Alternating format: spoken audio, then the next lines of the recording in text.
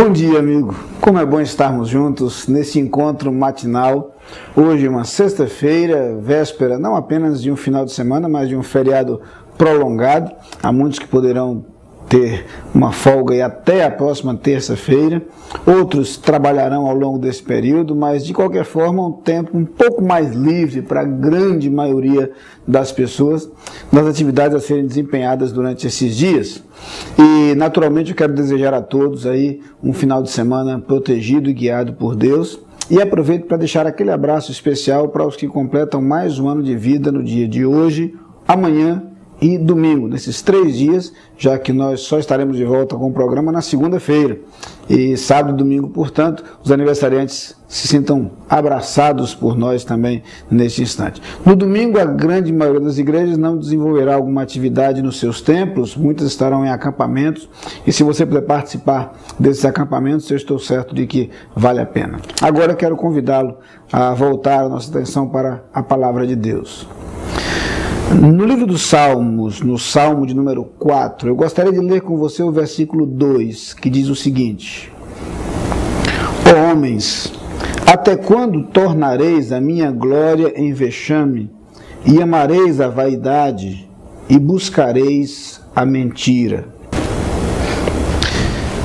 Esse texto da palavra de Deus traz uma afirmação um tanto dura e um tanto direta, na qual Deus desafia os homens, dizendo que eles não podem mais assumir uma atitude de afronta diante de Deus.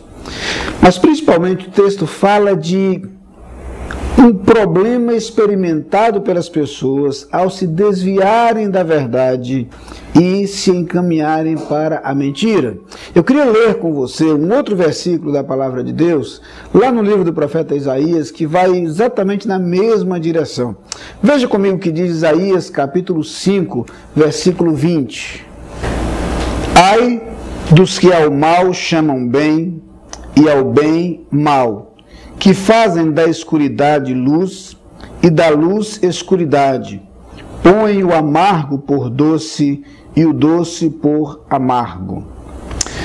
A razão pela qual eu escolhi estes 2 versículos para refletir com você hoje pela manhã é o início desse feriado no qual ocorrem as festividades do Carnaval. E é uma grande preocupação de nossa parte com o que acontece nesses dias na grande maioria de nossas cidades e aquilo que envolve a maioria das pessoas. Se formos olhar o que acontece no Carnaval sob a ótica da palavra de Deus, sob o prisma da palavra de Deus, veremos que o que acontece é justamente isso. As pessoas se desviam da verdade e vão em direção à mentira. As pessoas se deixam levar pela ilusão da falsa alegria e do falso prazer e começam a trilhar uma rota incrivelmente destrutiva, não apenas para si mesmas, mas para os outros com quem convivem. Da ótica da palavra de Deus, que nós encontramos no Carnaval é uma série incrível e uma grande concentração de coisas pecaminosas aos olhos de Deus. É um tempo em que a promiscuidade alcança níveis altíssimos. É um tempo em que o desrespeito está presente. É um tempo em que os valores morais e éticos são declaradamente abandonados e afastados.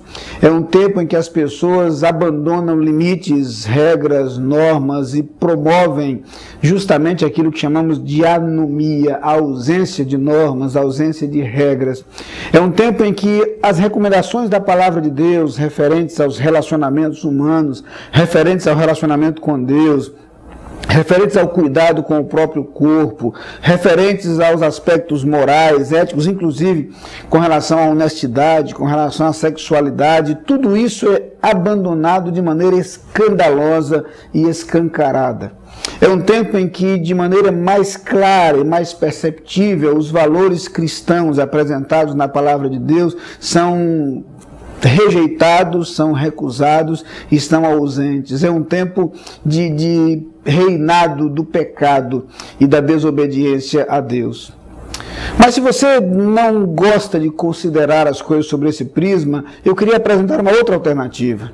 Podemos considerar o que acontece no carnaval sob o prisma meramente prático, mesmo deixando de lado a Bíblia, mesmo deixando de lado a palavra de Deus. Se formos analisar o que acontece no carnaval, veremos que há coisas extremamente negativas acontecendo. É no carnaval que os índices de violência são altíssimos. É no carnaval que a criminalidade cresce de maneira assustadora.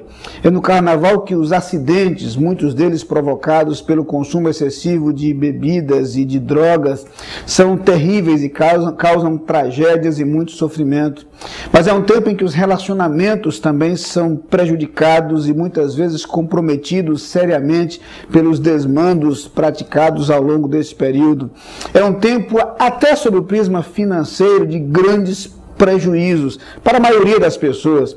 Você vai encontrar alguns que certamente conseguem se valer de tudo isso, têm todo interesse em festividades como essas porque conseguem ganhar algum dinheiro, mas do outro lado estão muitos que na verdade saem do carnaval endividados ou muito mais endividados do que estavam.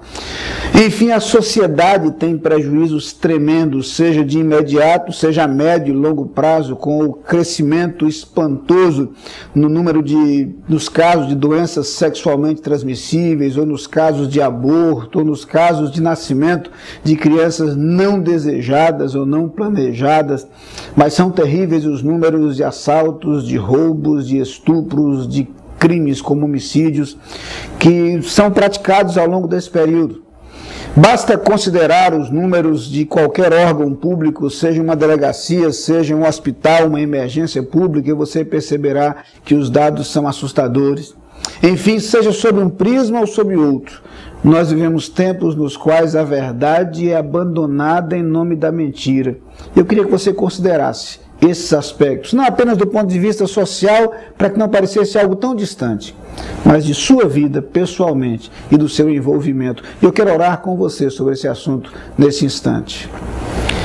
Pai querido, eu te peço que cada pessoa que nos assiste neste momento conste o Senhor das verdades apresentadas na tua palavra, possa, em relação a este período de feriado, posicionar, Senhor, de maneira coerente e correta, sem trazer para si, para os seus relacionamentos e para os outros com quem convive, prejuízos.